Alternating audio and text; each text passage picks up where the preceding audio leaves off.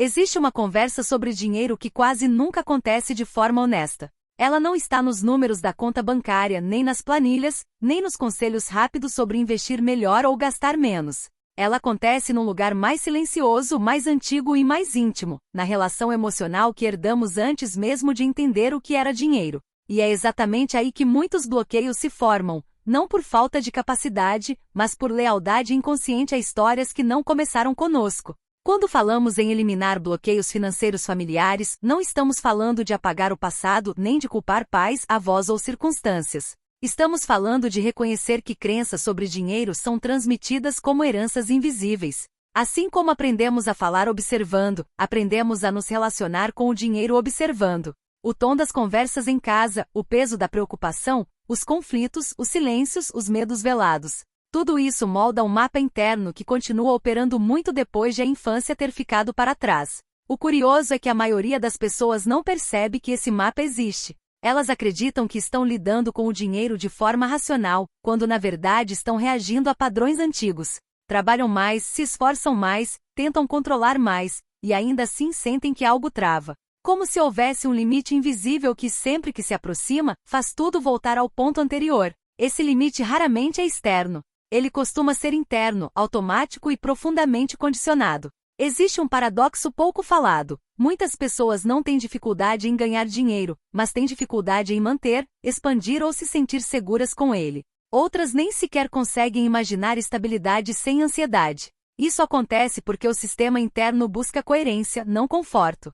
Se em algum momento da vida dinheiro foi associado a perda, conflito, abandono, sobrecarga ou medo, o cérebro aprende que mais dinheiro significa mais risco emocional, e inconscientemente passa a evitar isso. O que chamamos de bloqueio financeiro familiar não é uma falha pessoal, é um mecanismo de proteção aprendido, um acordo silencioso com a história, até aqui é seguro. Ultrapassar esse limite pode ativar culpa, sensação de traição à família, medo de se distanciar, ou a impressão de que algo ruim vai acontecer, não porque seja verdade, mas porque o corpo aprendeu assim. Reprogramar a mentalidade financeira não significa repetir frases positivas ou forçar otimismo. Significa entender como crenças se formam e como elas orientam percepção, emoção e comportamento. O cérebro não responde ao que é verdadeiro em termos absolutos, mas ao que foi repetido, emocionalmente carregado e reforçado ao longo do tempo. Por isso muitas pessoas sabem racionalmente que dinheiro é neutro, mas continuam reagindo como se fosse uma ameaça ou um fardo. Um ponto essencial nessa conversa é compreender que crenças não são fatos, são decisões antigas que foram tomadas em momentos de pouca consciência. Em algum momento alguém decidiu, talvez sem palavras, que dinheiro era escasso, difícil, perigoso ou sempre insuficiente. Essa decisão foi confirmada pela experiência, transmitida pelo comportamento e normalizada pelo ambiente. Com o tempo virou realidade. O cérebro funciona como uma máquina de coerência. Ele busca provas para confirmar aquilo que já acredita. Por isso, duas pessoas podem viver a mesma situação financeira e interpretá-la de formas completamente diferentes. Uma vê possibilidade, a outra vê ameaça. Uma percebe opções, a outra percebe limites. Não porque uma seja mais inteligente, mas porque estão operando a partir de mapas internos diferentes. Quando alguém começa a questionar essas crenças, algo interessante acontece. Surge um desconforto sutil. Não é apenas dúvida. É como mexer em algo que sustentou a identidade por muito tempo. Se por gerações a família aprendeu a sobreviver com pouco, prosperar pode soar como arrogância. Se o dinheiro sempre foi acompanhado de sacrifício, leveza pode parecer irresponsabilidade. Esses conflitos internos não são resolvidos com força de vontade, mas com consciência. Eliminar bloqueios financeiros familiares passa, primeiro, por reconhecer padrões sem julgamento. Olhar para trás e perceber como o dinheiro era vivido, não apenas como era falado. O que ele causava nas relações? Que emoções estavam presentes? Que histórias se repetiam? Esse olhar não serve para culpar, mas para entender de onde veio a programação que ainda atua no presente.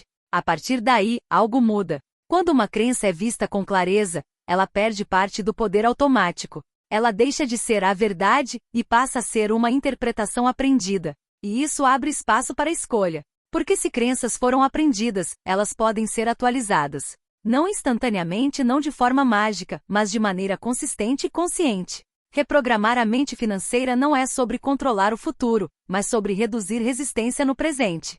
Muitas pessoas acreditam que precisam saber exatamente como ganhar mais, quando na verdade o maior bloqueio está na incapacidade de sustentar internamente a ideia de ter mais. Quando essa resistência diminui, a percepção muda. Ideias surgem, oportunidades se tornam visíveis, decisões são tomadas de outro lugar. Não por sorte, mas por alinhamento interno. Existe também um equívoco comum: achar que mudar a mentalidade financeira significa negar dificuldades reais.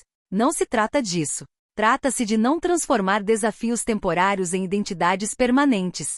Uma fase difícil não precisa virar uma narrativa de escassez eterna. Um erro financeiro não precisa virar prova de incapacidade. O problema não é o evento, mas o significado que se fixa a partir dele. Ao longo da vida, muitas pessoas acumulam evidências para justificar crenças antigas, sem perceber que estavam olhando apenas para uma parte da realidade.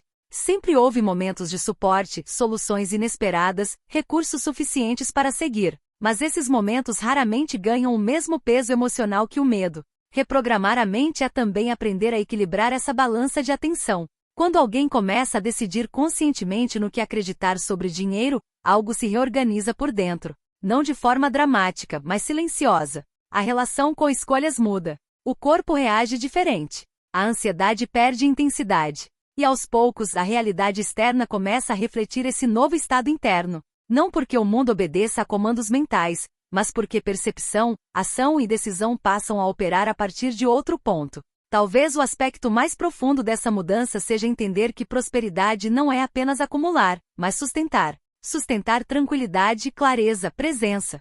Sustentar escolhas sem culpa. Sustentar crescimento sem autossabotagem. Quando um bloqueio familiar é reconhecido e respeitado, ele deixa de comandar. E a pessoa deixa de repetir histórias que nunca escolheu conscientemente. Esse processo não exige pressa. Ele pede honestidade interna.